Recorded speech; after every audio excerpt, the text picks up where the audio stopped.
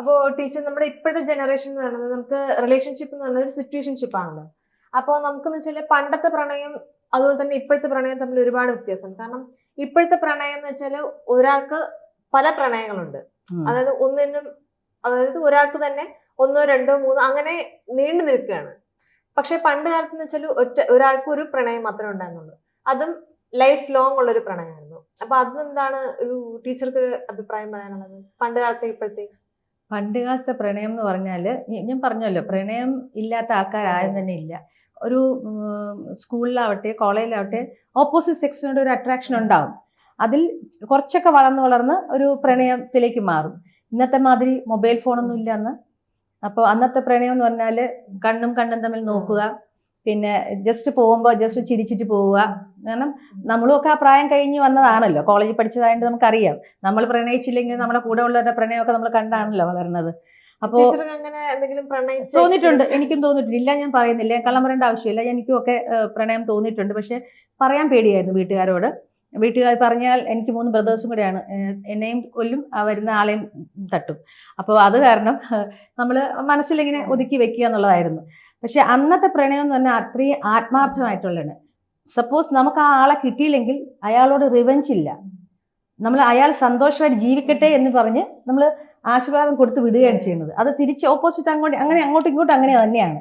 കാരണം ഒരിക്കലും അയാൾ നശിച്ചു പോകണമെന്നോ ആ കെട്ടുന്ന ആളും അവരും അങ്ങനെ ആഗ്രഹിക്കത്തേ ഇല്ല. അവർ നന്നായിരിക്കണം, അങ്ങനെയായിരുന്നു നമ്മുടെ പ്രണയം. പക്ഷെ ഇന്ന് അങ്ങനെ അല്ല. ഇന്ന് ഒരാൾക്ക് എത്ര ആളെ വേണമെങ്കിലും പ്രേമിക്കാം. നമുക്ക് ഒരാളെ പ്രേമിക്കാൻ ഒക്കത്തുള്ള എൻ്റെ വിശ്വാസം. ഒരുപാട് പേര് നമുക്ക് പ്രേമിക്കാൻ ഒക്കത്തില്ല. ഒരു സ്നേഹം എന്ന് പറഞ്ഞാൽ ആ ഒരു പ്രണയം തന്നെ ഒരാളോടെ തോന്നത്തുള്ളൂ.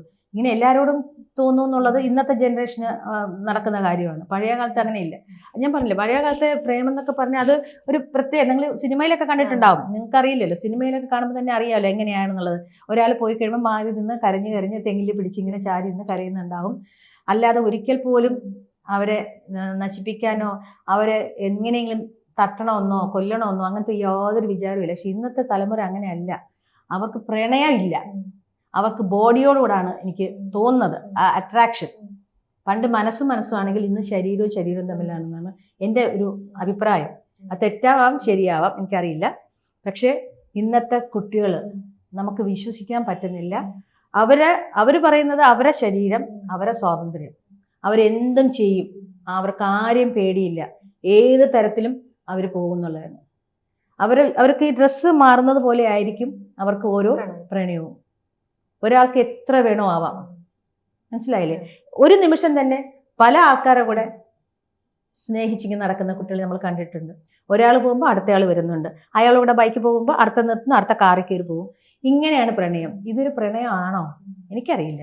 അത് ഇന്നത്തെ ജനറേഷനോട് തന്നെ ചോദിക്കണം, ഇതാണോ പ്രണയം?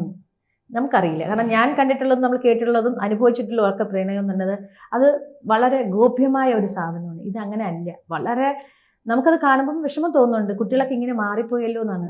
ഈവൻ ഡ്രസ്സിങ് നമുക്ക് ആർക്കും പറയാൻ പറ്റത്തില്ല. നാടോടുമ്പോൾ നടുവേ ഓടണം എന്നുള്ളതാണ്.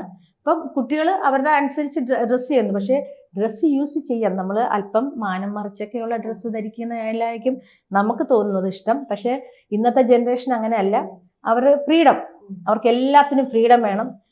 ഫ്രീഡം പാരൻസ് കൊടുത്തില്ലെങ്കിൽ അവർ സ്വയം ഫ്രീഡം അവർ തന്നെ നേടിയെടുക്കുന്നുള്ളതാണ്. ഇപ്പം പാരൻസ് മിണ്ടാതെ അവരെ ഒപ്പം അങ്ങ് പോവാന്നുള്ളതാണ്. അത് അങ്ങനെയൊക്കെ എനിക്ക് പറയാനുള്ളൂ. കാരണം ഞാൻ പറഞ്ഞില്ലേ, ഇന്നത്തെ ജനറേഷൻ നമുക്ക് നമ്മുടെ കൈകളിൽ ഒതുങ്ങുന്ന കുട്ടികളല്ല. അവർ പിടിവിട്ട് പോവുകയാണ്. പാരൻസിനും ടീച്ചേഴ്സിനും ഒന്നും കൺട്രോൾ ചെയ്യാൻ വയ്യാത്ത രീതിയിലാണ് അവരുടെ ജേണി. അതൊക്കെ മറിയേണ്ടതായിട്ടുണ്ട്. അതെ, ടീച്ചർ പറഞ്ഞത് കറക്റ്റ് ആയിട്ടുള്ള കാര്യം തന്നെയാണ്. കാരണം ഇപ്പോഴത്തെ ജനറേഷൻ എന്ന് പറയുന്നത് നമുക്ക് പിടിച്ചാൽ കിട്ടാത്തൊരു രീതിയിലോട്ടാണ് പൊയ്ക്കൊണ്ടിരിക്കുന്നത്. അതിന് നമുക്ക് ഗവൺമെന്റിനെയോ അല്ലെങ്കിൽ ഒരു പെർട്ടിക്കുലർ ആയിട്ടുള്ള ഒരാളെ നമുക്ക് കുറ്റപ്പെടുത്താൻ പറ്റില്ല. അപ്പൊ നമുക്ക് ഗവൺമെന്റിനാണെങ്കിലും അതുപോലെ തന്നെ പാരന്റ്സ് ആണെങ്കിലും ടീച്ചേഴ്സ് ആണെങ്കിലും എല്ലാവരും ഇനിഷ്യേറ്റീവ് എടുത്താൽ ഇതിനൊരു മാറ്റം വരില്ല. അതിൽപ്പെടെ നമുക്കൊരു കാര്യം കൂടെ പറയാനുള്ളതെന്ന് വെച്ചാൽ കുട്ടികൾ അവർ സ്വയം ചിന്തിക്കണം. കാരണം നമ്മുടെ ഒരു ഭാവി നമ്മൾ എങ്ങോട്ടാണ് പോകുന്നതെന്നുള്ളൊരു ചിന്തയും കൂടെ നമുക്കുണ്ടെങ്കിൽ നമുക്ക് നേർവഴിയിലോട്ട് പോകാനായിട്ട് പറ്റും. ഇത്രയും പറഞ്ഞുകൊണ്ട് നന്ദി, നമസ്കാരം.